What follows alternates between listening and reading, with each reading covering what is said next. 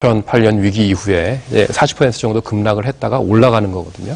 그러니까 이제 미국과 일본의 차이는 뭐냐면 일본은 어떻게든 막아보려고 하다가 조금씩 이렇게 야금야금 이제 떨어지는 거고 미국은 그냥 시장에 맡겨서 한번 왕창 떨어졌다가 그 다음에 이제 다시 사람들이 올라갈 거다라고 기대하고 이제 활성화가 되는 거거든요. 그러니까 그 둘 중에 어느 게 더 좋으냐라는 거는 이제 뭐 당국자들이 판단하실 문제지만 제가 볼 때는 그 시장에 어떤 자산 가격에 대한 어떤 그 상승 기대가 있는 것이 하락 기대가 있는 것보다는 낫다. 근데 가격이 상승할 거라고 기대하기 위해서는 가격이 충분히 싸다고 사람들이 느껴야 되는 거거든요.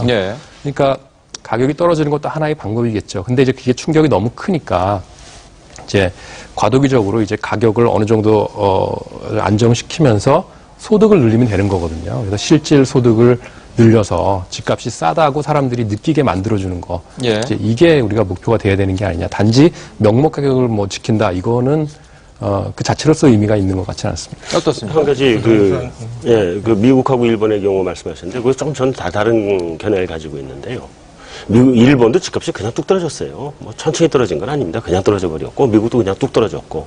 근데 일본은 그게 회복되기 힘들었던 거는 인구 구조 문제거든요. 그러니까 일본이 그 출생아 수가 굉장히 급격하게 줄었잖아요.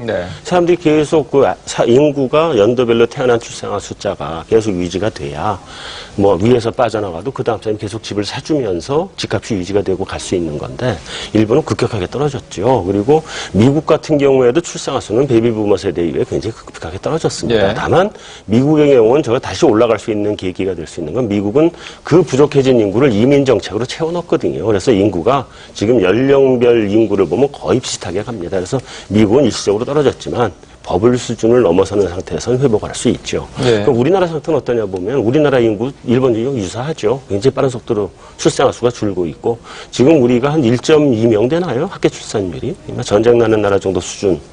의 학계 출산율인데 이 출산율이 줄어서 인구가 연령별 인구가 계속 이렇게 떨어지고 있는 한은 우리나라도 집값이 장기 디플레로 갈 가능성이 굉장히 큽니다. 그러니까 집값이 떨어지면 경기도 회복되기 어렵 거라는 더 힘들어지죠. 어떻습니까? 그 두 가지인데요. 그래도 많이 오를수록 많이 떨어지고 적게 오를수록 적게 떨어지는 게 아니냐 그런 생각은 확실하게 하게 됩니다. 집값이요? 예, 그러니까.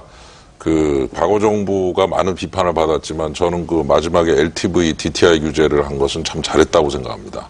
예. 그리고 지금 이제 수도권하고 일부 이제 서울에서 조금 떨어지는데 아마 이제 그 언론에서 주로 부각되는 데는 소위 버블 세븐 지역이라는 데입니다. 거기는 진짜 많이 떨어지고 있죠. 많이 올랐으니까.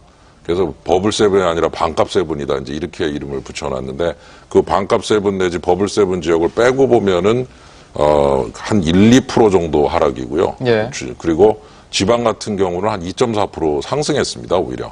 지금 아마 많이 들으셨겠지만 부산의 해운대 같은 데는, 일본에서도 좀 오고, 그 다음에 울산 같은 데서 이제 그 돈을 가지시고 이런 분들이 굉장히 거기가 부자 동네인데 그분들이 이제 그 부산, 울산 고속도로도 뚫리고 하면서 해운대 쪽에 좀 많은 수요가 생겨서 오히려 집값이 오르고 있습니다. 그래서 저는 이제 전국을 다 보면은 떨어지는 데만 이렇게 보면은 굉장히 막 떨어지는 것 같지만 전국을 다 보면은 그래도 오르는 데도 좀 있고 떨어지는 폭이 작은 데도 있고 이게 다 이제 과거에 덜 돈이 들어가는 걸 좀 차단을 해준 바람에 좀 덜 올랐고 덜 떨어진다. 그래서 저는 그 일본의 모습을 보면서 좀 죄송한 얘기지만 골프장 회원권을 보니까 어떤 회원권이 14억까지 갔던 게 4억이 됐더라고요. 그래서 만일 우리나라도 유동성 규제를 하지 않았더라면은 아마 집값이 꼭 골프장 회원권 값처럼 되지 않았을까. 그러니까 굉장히 많이 오르고 굉장히 떨어졌을 논점 좀 갖고 오겠습니다. 논점은 부동산 가격의 하락이 경기에 미치는 영향입니다. 그 말씀은 부동산 가격이 올라가야 경기가 올라가느냐 이 주제인데요. 이 부분 어떻게 보십니까? 그거는 이제 그 뭐 다 많이 아시겠지만 이제 금융 건전성의 문제입니다. 그러니까 제 얘기는 뭐냐면은 많이 올라가려면은 유동성이 공급돼야 되는데 유동성이 공급되려면 가계부채가 또 늘어나야 됩니다. 그런데 지금 잘 아신 대로 가계부채가 911조거든요. 엄청납니다.